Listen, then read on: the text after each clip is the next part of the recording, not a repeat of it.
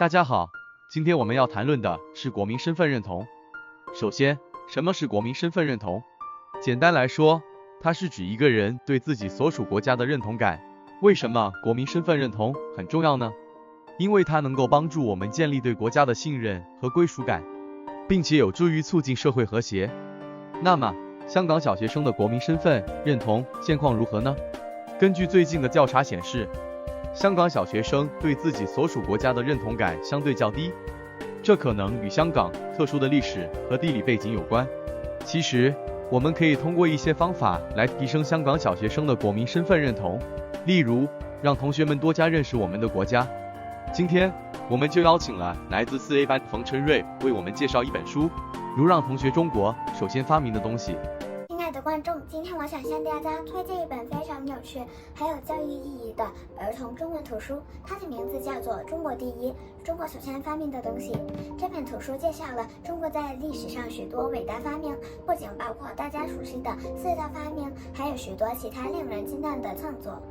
例如纸币、湿器、沙器、高尔夫球等。这些发明都是中国人根据不同的时代和需要而诞生的，每个发明的背后都有独特的故事和滋味，让我们一起来欣赏和学习吧。首先，让我们来看看中国最早发明的一种东西，那就是纸。你们知道吗？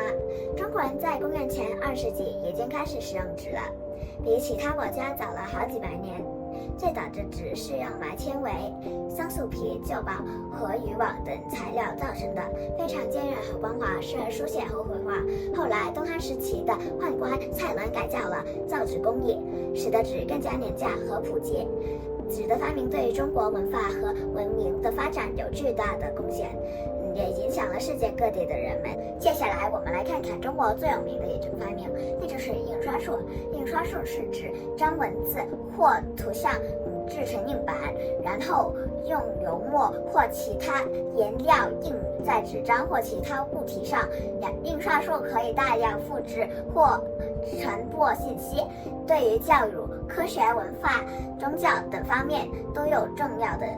意义。中国人最早使用的印刷术就是雕版印刷，也就是将文字或图像雕刻在木板上，然后用油墨涂抹在木板上，再压印在纸张上。最早的雕版印刷本也是一些佛教经文，可以追溯到7世纪左右。后来在宋朝时期，中国人发明了活字印刷术，也就是将每个文字或符号制成一个可以移动的小木块或金属块，然后再按照需要排列在一个平板上，再用油墨涂抹并压印在纸张上。活字印刷术的发明使得中国人可以更方便的保存和传播自己的文化遗产，也促进了文学、历史、哲学等学科的发展。同时，印刷术也通过10条制路和海上贸易传播到了其他的国家和地区，如日本、韩国、越南、印度、波斯、阿拉伯、欧洲等，对于世界文明的进步有着深远的影响。以上是我想向大家介绍这本书《中国第一：中国首先发明的东西》的部分内容。这本书还有很多精彩和惊奇的发明等着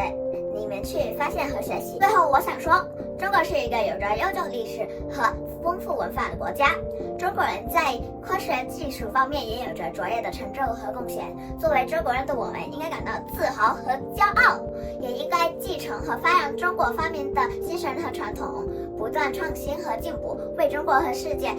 的发展做出贡献。希望大家喜欢这本《中国第一：中国首先发明的东西》，也希望大家能够成为中国未来的发明家和创作者。谢谢大家。